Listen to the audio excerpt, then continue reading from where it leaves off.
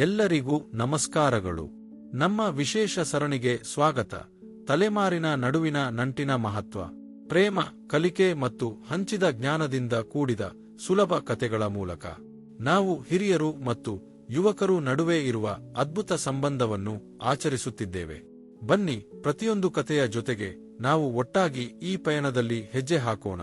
ಕಥೆ 5: ಹಬ್ಬದ ಸೀರೆ. ಪ್ರತಿಯೊಂದು ಸಂಪ್ರದಾಯವೂ ಗ್ರಂಥಗಳಲ್ಲಿ ಕಾಣಸಿಗುವುದಿಲ್ಲ. ಕೆಲವು ನೆನಪುಗಳಲ್ಲಿ ಮಡಚಿ ಪ್ರೀತಿಯಿಂದ ಮುಂದಿಗೆಯಾಗುತ್ತದೆ. ದೀಪಾವಳಿ ಹಬ್ಬದ ಬೆಳಿಗ್ಗೆ ಹೊತ್ತಿಗೆ ಅನಾಯ ತನ್ನ ಅಜ್ಜಿ ಕೋಣೆಯಲ್ಲಿ ನೆಲದ ಮೇಲೆ ಕುಳಿತಿದ್ದಳು. ಮರಿಗೋಲೆ ಹೂಗಳು, ಬಣ್ಣದ ಲಂಟರ್ನ್ಗಳು, ರೇಷ್ಮೆ ಸೀರೆಗಳ ನಾದ, ಎಲ್ಲವೂ ಚಿಕ್ಕಗಾದ ಮಾಯಾಜಾಲ.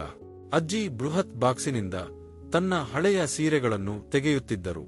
ಪ್ರತಿಯೊಂದಕ್ಕೂ ಅದರದೇ ಮಾಸಿದನೆ, ಅರಿಶಿನದ, ಕರ್ಪೂರದ ಮತ್ತು ಕಾಲದ. ಅನಾಯ ಕೇಳಿದಳು, ಅಜ್ಜಿ, ನೀವು ಇಷ್ಟು ಹಳೆಯ ಸೀರೆಗಳನ್ನು ಯಾಕೆ ಇಟ್ಟುಕೊಂಡಿದ್ದೀರಿ? ಅಜ್ಜಿ ನಗುತ್ತಾ ಹೇಳಿದರು, ಈ ಹಸಿರು ಸೀರೆ ನಿನ್ನ ಅಪ್ಪ ಹುಟ್ಟಿದ ದಿನ ಧರಿಸಿದ್ದೆ. ಈ ಗುಲಾಬಿ ಸೀರೆ ನಿನ್ನ ಅಪ್ಪ ಅಮ್ಮನ ಮದುವೆಗೆ. ಇದು ನೋಡಿ, ಹಳದಿ ಸೀರೆ ನಿನ್ನ ಹುಟ್ಟುದಿನದಂದು ನಾನು ಧರಿಸಿದ್ದೆ. ಅನಾಯ ಆಶ್ಚರ್ಯದಿಂದ ಕೇಳಿದಳು, ಈ ಸೀರೆ ನನ್ನ ಹುಟ್ಟಿದ ದಿನವೇ? ಅಜ್ಜಿ ಧೈರ್ಯದಿಂದ ಮಗು ಹಾಕಿ ಹೇಳಿದರು, ಹೌದು ಕಣ್ಮಣಿ, ಈ ಸೀರೆ ಒಂದು ಬಟ್ಟೆಯಷ್ಟೇ ಅಲ್ಲ. ಇವು ಕತೆಗಳ ಖಜಾನೆ, ಸಂತೋಷ, ದುಃಖ, ಧೈರ್ಯದ ಸಂಕೇತ. ಅಂತೆಯೇ ನಮ್ಮ ಮುಖದ ಚುರುಕುಗಳು ಯಾವ ಕತೆ ಹೊತ್ತುಕೊಂಡಿದೆಯೋ ಹಾಗೆ. ಆ ಸಂಜೆ ಅನಾಯ ತನ್ನ ಹೊಸ ಫ್ರಾಕ್ ಬಿಟ್ಟು ಅದೇ ಹಳದಿ ಸೀರೆ ತೊಟ್ಟಳು. ತುಸು ದೊಡ್ಡದಾಗಿದ್ದರು, ಅರ್ಥವಂತಿಕೆ ತುಂಬಿದ್ದ ಬೆಳಕು. ಅಜ್ಜಿ ನಿಂತು ಮೌನವಾಗಿದ್ರು.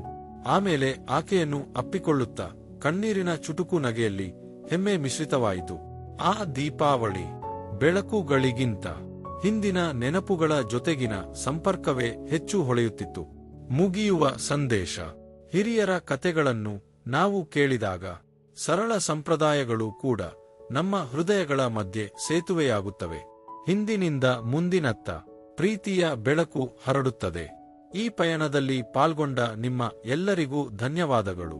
ಪ್ರತಿ ತಲೆಮಾರಿಗೆ ಪ್ರೀತಿ ಮತ್ತು ಜ್ಞಾನದ ಬಾಂಧವ್ಯ ಇನ್ನೂ ಗಟ್ಟಿಯಾಗಲಿ. ಈ ಕತೆ ನಿಮಗೆ ಇಷ್ಟವಾಯಿತೆಂದರೆ ದಯವಿಟ್ಟು ಲೈಕ್ ಮಾಡಿ, ಸಬ್ಸ್ಕ್ರೈಬ್ ಮಾಡಿ, ಕಾಮೆಂಟ್ ಮಾಡಿ ಮತ್ತು ಶೇರ್ ಮಾಡಿ ಎಂಬ ನಮ್ಮ ಮನವಿ. ಸಂಪರ್ಕದಲ್ಲಿರಿ, ಪ್ರೇರಣೆಯಿಂದ ಇರಿ. ಧನ್ಯವಾದಗಳು.